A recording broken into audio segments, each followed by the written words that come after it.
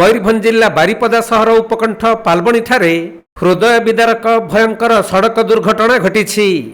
एक दुर्घटनाग्रस्त गाड़ीर उद्धार कार्य चली समय अति द्रुत गति में बेपरुआ भावे गोटे डंपर आसी लोकंक उपरे चढ़ी जाइथिला।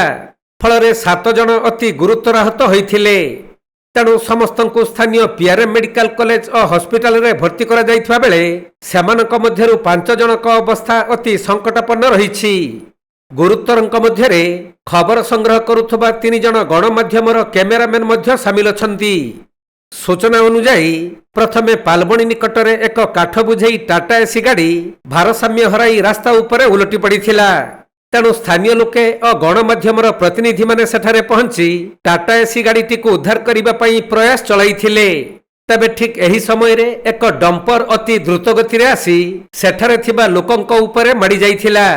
डंपरटी एते द्रुत गति रे बेपरुआ भावे आसीथिला जे सेठारे उद्धार कार्य रे नियोजित थिबा लोक माने प्राण विकल रे एणे तेणे दौड़ीबाकू लागिथिले मध्य केतेक लोके डंपर रो चक्का तळे चापी होई जाइथिले।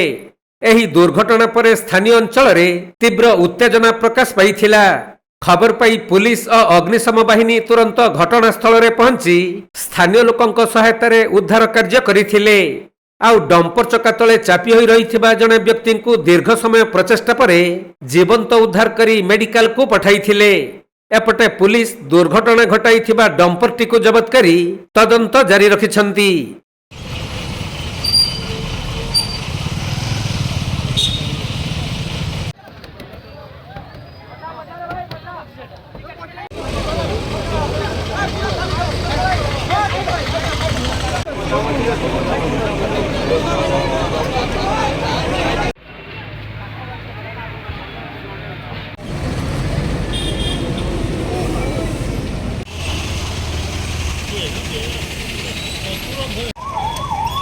मयूरभंज जिला बारिपदारू दीपक पाणिग्राही रिपोर्ट कोणार्क लाइव।